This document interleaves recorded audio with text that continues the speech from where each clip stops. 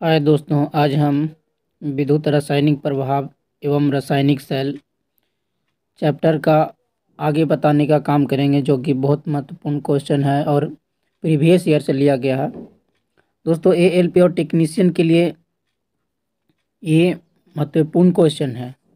चलते हैं, हम 47 नंबर क्वेश्चन देखते हैं। क्वेश्चन क्या कह रहा है दोस्तों? कह रहा है सेल के आंतरिक प्रतिरोध से क्या अभिप्राय है।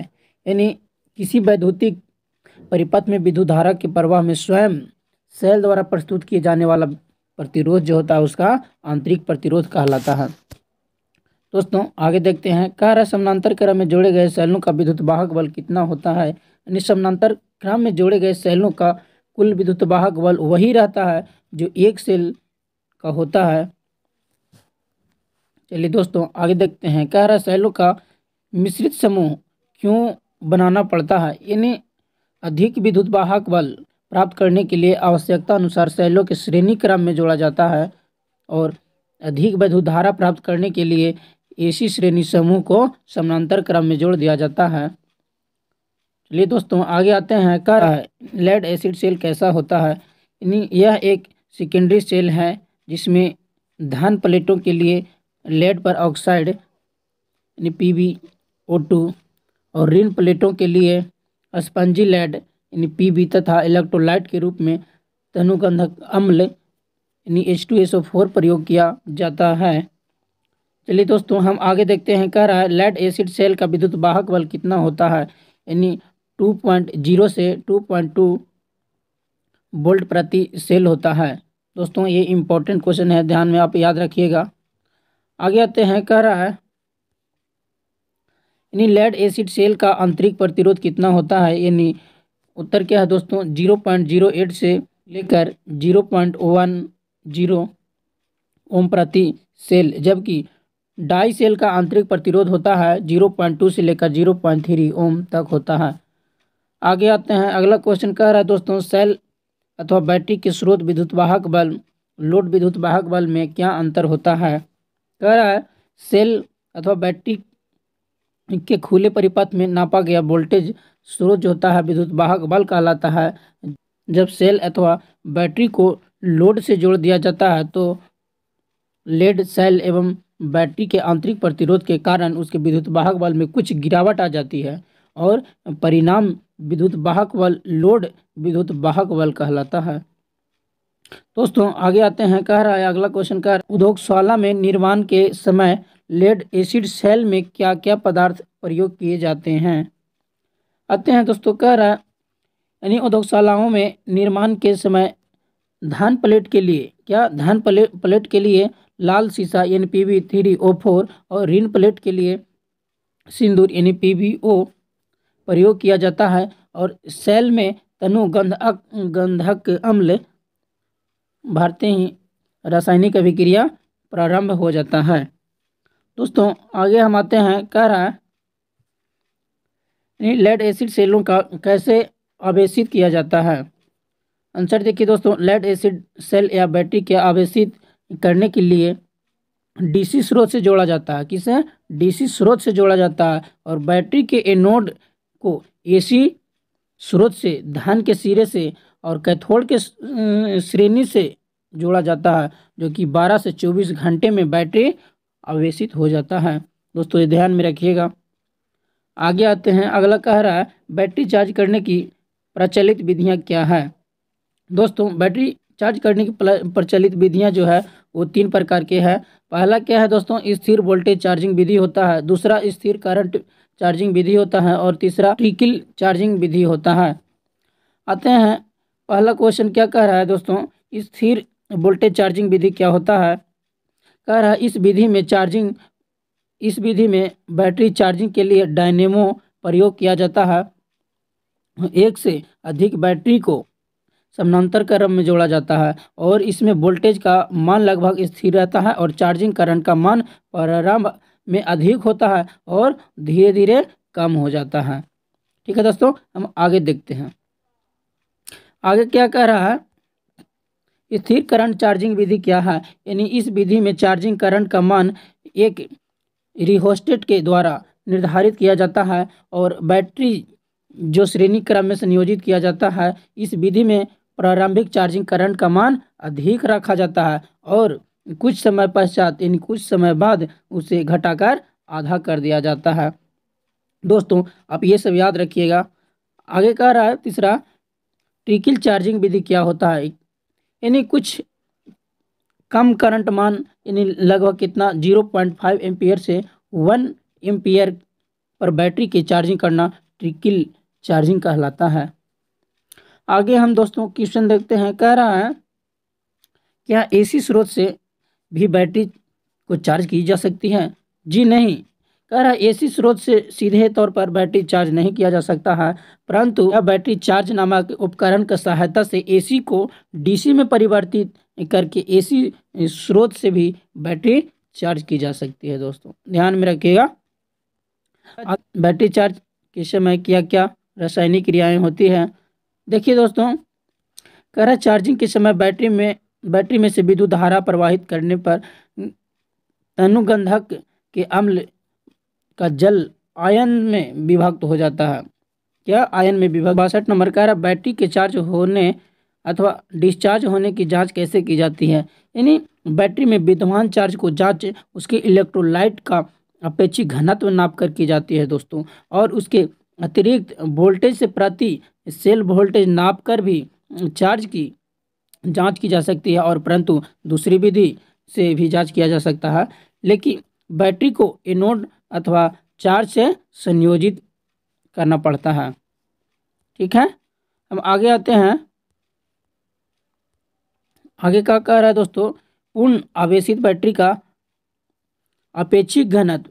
क्या पूर्ण आवेशित बैटरी का अपेक्षित घनत्व और विद्युत वाहक बल कितना होता है। यानी क्रमशः कितना होता है दोस्तों, 1.25 से लेकर 1.28 के बीच तथा 2.2 वोल्टेज प्रति सेल होता है।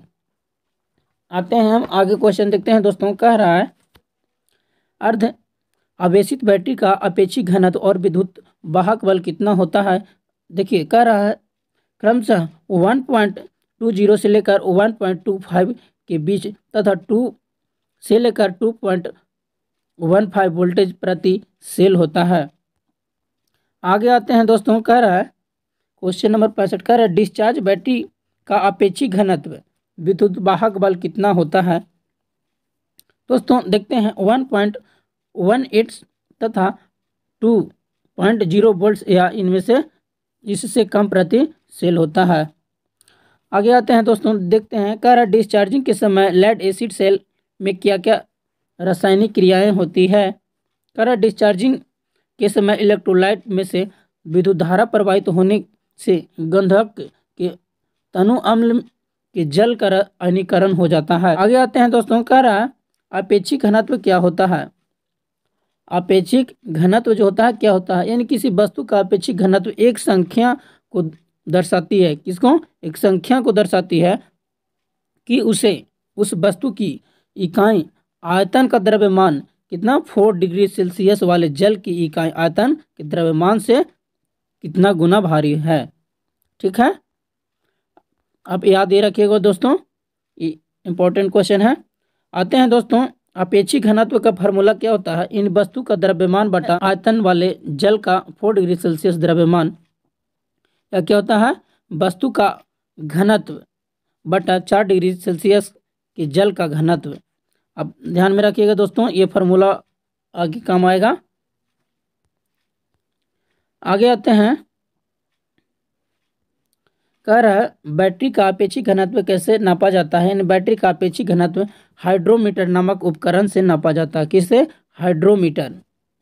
आगे आते हैं दोस्तों, हाइड्रोमीटर क्या होता है। यानी आर्किमिडीज सिद्धांत के पर क्या कार्य करने वाला यह एक लघु उपकरण है, और इसमें एक कांच की बड़ी नली होती है और प्लेट होता है, रबर बॉल होता है, रबर नली तथा स्टॉपर होता है। और कह रहा है रबर नली के द्वारा, किसके द्वारा, रबर नली के द्वारा बल्ब को दबाकर साइफन क्रिया से, कौन सी क्रिया, साइफन क्रिया से अम्ल फिर कांच की नली में भर दिया जाता है, और नली में रखा जो होता है फ्लोट अम्ल में तैरने लगता है, और फ्लोट को अम्ल में डूबी लंबाई उसकी अपेक्षित घनत्व कहलाता है। क्या है दोस्तों? उच्च दर विसर्जन परीक्षक नामक उपकरण किस काम आता है? दोस्तों, इस उपकरण से बैटरी के आवेशन स्थिति एवं विद्युत धारा विसर्जन क्षमता नापी जाती है। आगे आते हैं, कह रहा बैटरी चार्जिंग में किन किन सावधानियों का पालन करना चाहिए? दोस्तों देखते हैं, कह रहा है बैटरी का आगे की लपट से दूर रखना चाहिए। दूसरी क्या है? बैटरी के ढक्कन खोल देनी चाहिए। तीसरी क्या है? बैटरी को 3 एम्पियर या 6 एम्पियर से अधिक दर पर चार्ज नहीं करनी चाहिए। चौथा क्या है? बैटरी चार्जिंग काल में समय समय पर उनका अपेक्षित घनत्व देखता रहना चाहिए। ठीक है, आगे आते हैं। अगला क्वेश्चन क्या कह रहा है दोस्तों? कह रहा है बैटरियों के अनुरक्षण में, कह रहा है बैटरियों के अनुरक्षण के विषय में तुम क्या जानते हो? दोस्तों, बैटरी के सप्ताह में एक बार चार्ज एवं डिस्चार्ज अवश्य करना चाहिए। बैटरी के टर्मिनल को साफ रखना चाहिए और तारों को क्लैंप्स भली प्रकार से कसे होनी चाहिए। कह रहे दोस्तों, बैटरी के प्लेट 1/2 सेमी तथा इलेक्ट्रोलाइट में डूबी रहनी चाहिए और आवश्यकता हो तो उसमें केवल अशुद्ध जल ही डालना चाहिए।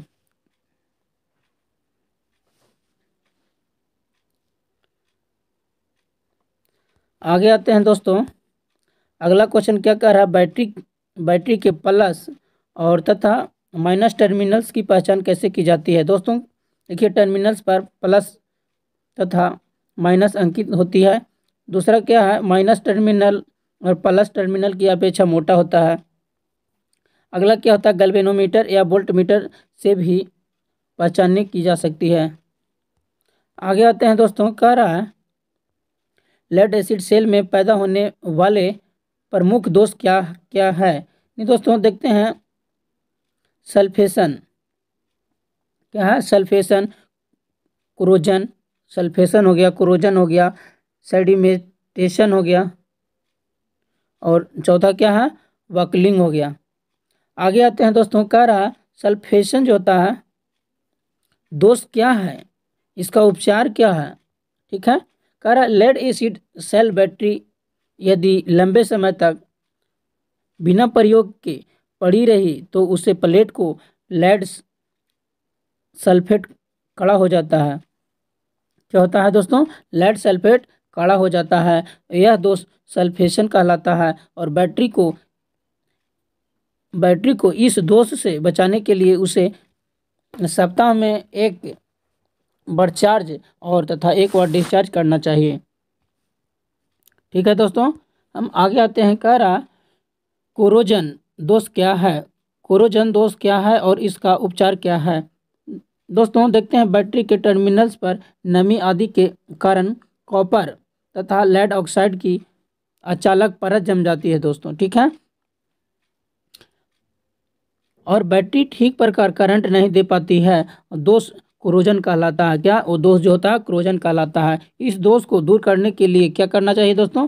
समय समय पर टर्मिनल को गर्म पानी में भीगे कपड़े से साफ करके उन पर हल्का सा ग्रीस लगा देना चाहिए दोस्तों। ठीक है, आगे आते हैं। अगला कह रहा सेडिमेंटेशन, क्या है? सेडिमेंटेशन दोष क्या है और इसका उपचार क्या है? दोस्तों, बैटरी के तली में गंदगी का ढेर लग जाना, उससे प्लेटों को आपस में शॉर्ट सर्किट हो जाना, क्या है? सेडिमेंटेशन कहलाता है। इस दोष को दूर करने के लिए बैटरी में केवल अशुद्ध जल ही डालना चाहिए दोस्तों। ठीक है, यह दोष अधिक हो तो सेल को खोलकर गंदगी के साफ कर दें। कह रहा है दोस्तों वाकलिंग दोष क्या है, इसका उपचार क्या है? यानी बैटरी के प्लेटों को ऐंठ कर आपस में शॉर्ट सर्किट हो जाना वाकलिंग कहलाता है। इस दोष से बचने के लिए बैटरी को 25 से 30 एम्पियर से अधिक दर पर डिस्चार्ज नहीं करना चाहिए। ठीक है, इसके अतिरिक्त मोटे तार से बैटरी के टर्मिनल्स के शॉर्ट सर्किट करके उसके चार्ज की जांच करनी ही नहीं चाहिए। ठीक है दोस्तों, ध्यान में रखिएगा। आगे ये कह रहा है निकिल एल्किन सेल क्या होता है। कह रहा है यह भी एक सेकेंडरी सेल है, क्योंकि इसमें पॉजिटिव और नेगेटिव प्लेटों क्रमशः निकिल तथा लोहे धातु की होती है और पोटेशियम हाइड्रोक्साइड पोटेशियम हाइड्रोक्साइड और लिथियम हाइड्रेट का मिश्रण इलेक्ट्रोलाइट के रूप में प्रयोग किया जाता है। किसका? इलेक्ट्रोलाइट के रूप में प्रयोग किया जाता है। आगे आते हैं दोस्तों, कह रहा है आगे को निकिल एल्कली सेल में आवेशन के समय क्या क्या रासायनिक क्रियाएं होती है। यानी चार्जिंग विद्युत धारा प्रवाह से पोटेशियम हाइड्रोक्साइड का आयनीकरण हो जाता है। ठीक है, आगे आते हैं दोस्तों, कह रहा है निकिल एल्कली सेल में डिस्चार्जिंग के समय क्या क्या रासायनिक क्रियाएं होती हैं। यानी डिस्चार्जिंग विद्युत धारा में प्रवाह से एल्कली का आयनीकरण होता है। ठीक है, आगे आते हैं दोस्तों, कह रहा है निकिल एल्कली की सेल की चार्जिंग कैसे की जाती है। यानी इन सेलों के चार्जिंग भी लेड एसिड सेलों की भांति स्थिर वोल्टेज विधि से बैटरी चार्ज के द्वारा की जाती है। ठीक है, आगे आते हैं दोस्तों, कह रहा है बैटरी की क्षमता कैसे व्यक्त किया जाता है। यानी बैटरी की क्षमता एम्पियर यानी AH में व्यक्त किया जाता है। यानी बैटरी की क्षमता AH में व्यक्त किया जाता है। यानी AH का अर्थ क्या होता है? एम्पियर आवर होता है। क्या? एम्पियर आवर होता है। अर्थात यह एक बैटरी 25 एम्पियर की विद्युत धारा 4 घंटे तक प्रदान करती है, तो कितना उसकी AH होगी? यानी 25 गुने 4 यानी 100। ठीक है दोस्तों, आगे आते हैं, कह रहा है लेड एसिड बैटरी की तुलना में निकिल एल्कली की बैटरी क्या क्या विशेषता होती है। एल्कली बैटरी में निम्न विशेषताएं होती है। यह भार में हल्की होती है। दूसरा क्या है, इसमें अधिक विद्युत धारा दर पर विसर्जन की क्षमता होती है। तीसरा क्या है, यह यांत्रिक रूप से सुदृढ़ होती है। चौथा क्या है, इसमें सल्फेशन दोष नहीं होता है। इसमें सल्फेशन वॉकलिंग दोष नहीं होता है। पांचवा क्या है, इसे प्राइमरी सेल की भांति उल्टी सीधी किसी भी स्थिति में प्रयोग करने योग्य बनाया जा सकता है। ठीक है दोस्तों, आगे आते हैं, कह रहा बैटरी की दक्षता क्या होती है। यानी कोई बैटरी उसे प्रदान की गई AH यानी एम्पियर आवर की क्षमता की तुलना में कितने प्रतिशत यानी AH प्रदान करने का होता है। दोस्तों देखते हैं, यानी क्षमता बराबर क्या होता है। यानी वैद्युत क्षमता बराबर क्या होता है? क्षमता बराबर क्या होता है दोस्तों? यानी सेल द्वारा प्रदान किए गए AH बटा सेल को प्रदान किए गए AH गुने 100%। ठीक है, आप याद रखिएगा दोस्तों ये फॉर्मूला। आगे आते हैं दोस्तों, आगे क्या कह रहा है, यदि एक बैटरी की क्षमता जो होता है 144 AH होता है यानी एम्पियर घंटा होता है, तो वह 144 एम्पियर विद्युत धारा का 1 घंटा तक प्रदान कर सकेगी। सैद्धांतिक रूप से तो कर सकती है। क्या? सैद्धांतिक रूप से तो कर सकती है, परंतु व्यवहारिक रूप से नहीं कर सकती है, क्योंकि सामान्य बैटरी विसर्जन की दर कितना होता है? यानी 25 से अधिक एम्पियर से अधिक नहीं होनी चाहिए। ठीक है दोस्तों, आगे आते हैं, कह रहा है यदि बैटरी की आवश्यकता से अधिक चार्ज किया जाए तो क्या होगा? बैटरी के इलेक्ट्रोलाइट वाष्पीकृत होने लगेगा। आगे आते हैं दोस्तों, व्हीटस्टोन ब्रिज क्या होता है। यानी व्हीटस्टोन ब्रिज क्या है?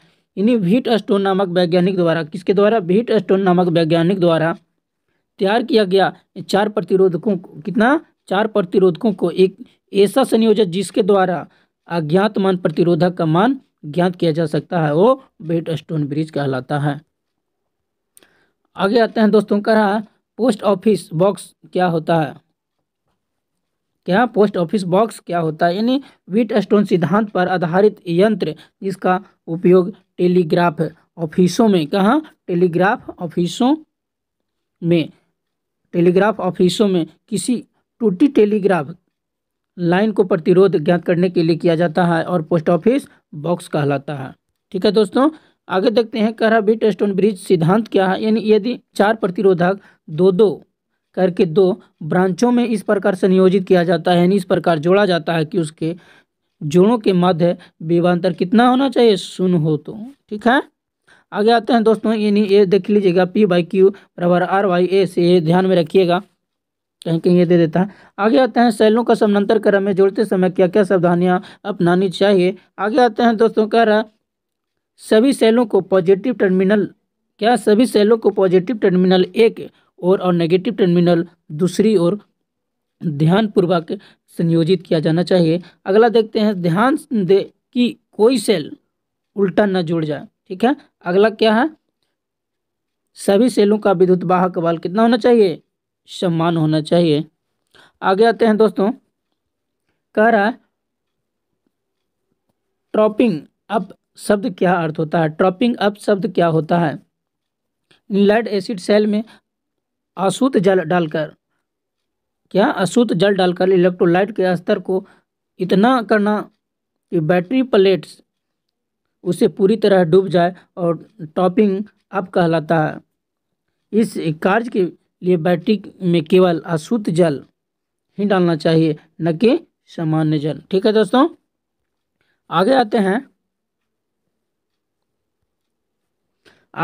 कह रहा है किसी बैटरी को चार्ज के लिए संयोजन करने से पूर्व किन किन बातों की ओर ध्यान देना चाहिए। कह रहा बैंड प्लग खोल देना चाहिए, क्या बैंड प्लग खोल देना चाहिए। दूसरा क्या है, चार्जिंग कक्ष की खिड़कियां खोल देनी चाहिए। ठीक है, तीसरा क्या है, बैटरी के पास जलती हुई अग्नि नहीं ले जाना चाहिए। ठीक है, चौथा क्या है, बैटरी में टॉपिंग अप प्रक्रिया कर देना चाहिए। पांचवा क्या है, बैटरी के टर्मिनल्स को साफ कर देना चाहिए। आगे आते हैं दोस्तों, बूस्ट चार्ज से क्या अभिप्राय है, यानी बैटरी क्या अभिप्राय है, यानी बैटरी के अल्प समय के लिए उच्च करंट पर आवेशित करना बूस्ट चार्ज कहलाता है। यद्यपि ऐसा करना उचित नहीं है, तो भी व्यावहारिक तौर पर, किस पर, व्यावहारिक तौर पर ऐसा करना पड़ जा सकता है। आगे आते हैं दोस्तों, अगला क्वेश्चन क्या है, जिंक कार्बन सेल कैसा होता है। जिंक कार्बन सेल कैसा होता है, इलेक्ट्रॉन लॉन्ची सेल को जिंक कार्बन सेल भी कहते हैं। दोस्तों ये ध्यान में रखिएगा, बहुत इंपॉर्टेंट क्वेश्चन है। दोस्तों अगर ये वीडियो अच्छा लगा तो आप अपने दोस्तों में शेयर, लाइक और सब्सक्राइब जरूर करें, साथ में कमेंट। दोस्तों थैंक यू।